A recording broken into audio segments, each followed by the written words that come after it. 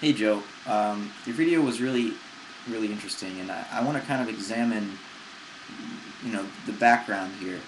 Um, what you said that interested me is that some people on YouTube will talk about some field of knowledge um, with a great deal of authority, and it's the kind of authority that's warranted because they've obviously done the research and they display a great deal of intellectual integrity within that field of knowledge. But then the same people will make um, videos on different topics where the conclusions are suspect, and they do so still with the aura of authoritativeness, and um, it seems a bit unfortunate that this would be the case. Now, the underlying assumption behind this whole framework, or the background, which I wanted to try to shed some light on, is that in our modern age we have so many very specific fields of scientific study, and um, I know from my point of view as a philosopher, I want to look at all these diverse fields and, based on the facts that they have discovered in their specific area of focus, derive some general truths that pretty well apply in all cases, all places, all times, and so forth. So philosophy is about deriving ultimate generalities about um, scientific facts, specific facts. Um, and so, with that motivation behind at least my own exploration of all these ideas, it can often seem as though I'm stretching concepts which are applicable in one field to fit the evidence and the data gathered in another field in a way that is uh, novel, or not uh, not the usual way of understanding the data from this other field. So that could be a problem, but it could also be a necessary um, endeavor that we have to undertake. Otherwise, we're left with just this um, collection of facts which have no internal coherence or relation to one another. Um, and this is new for human beings. In the past, whatever culture you were talking about, uh, it had its own cosmology, its own picture of the whole, and of human beings' relationship to that whole. But today, because we've got so much knowledge, we don't know how it all fits together. We don't know what the big picture is anymore. Um, it's not to say that there aren't physicists looking for the theory of everything, but to my mind, they think it's going to be a mathematical equation of some sort. But that cannot be everything, because first of all, if it's an equation, if it's equal on both sides, why is the universe in a perpetual state of becoming?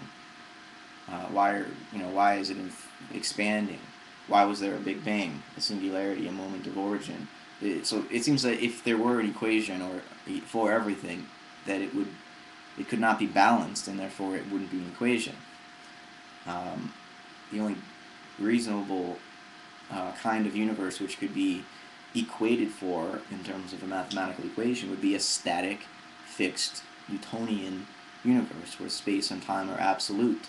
But we don't live in that universe anymore. Um, and so any theory of everything is going to have to be more than a mathematical equation. It's going to have to be more than even some theory of physical matter, um, because it has to include a theory of biology, a theory for how physical matter could come alive. But it needs more than that. It needs to include psychology, because matter, which has come to life, also, at least in some species, has become conscious, and in human beings, conscious of itself. So, you know, this is why when you look at the universe as a whole, you need to draw these connections between these, separate fields, because otherwise there is no coherent big picture view. Um, and sometimes the connections that we draw between, say, physics and psychology are tenuous. It's, but we have to try to build bridges, even if the first bridges we build are shaky and unstable and they collapse when we try to, walk across. We still need to be trying to build these bridges.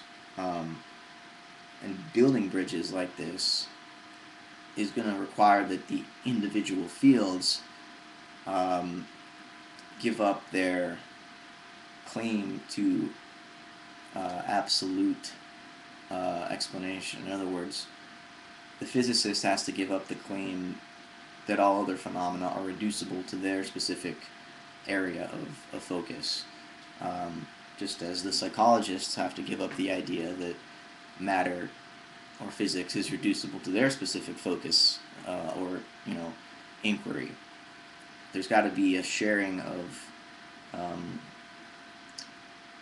of this ultimate or absolute explanation. It's got to be an explanation which is general enough that it doesn't contradict any of the data given by a specific field, but that still sheds light on those various collections of data such that they appear related in a way which wasn't obvious before.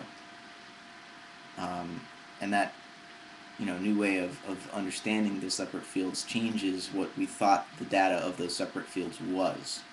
So, to make a long story short, what I'm saying is that though we may make oversimplifications and vast generalizations when we try to combine these different fields of knowledge into a single coherent big picture view, we have to continue to try. And I don't think you were saying that we shouldn't try. It was just that you thought we could do a better job of it, and I agree with you about that. But we can't give up trying to find a big picture view. And of course, it's difficult for one person to be an expert in every individual field. So, it's a work in progress. Hopefully, I got the kind of, I guess it was a subtle point I was trying to get across, and hopefully I did get it across. But, yeah, thanks for your thoughts, as always. Take care.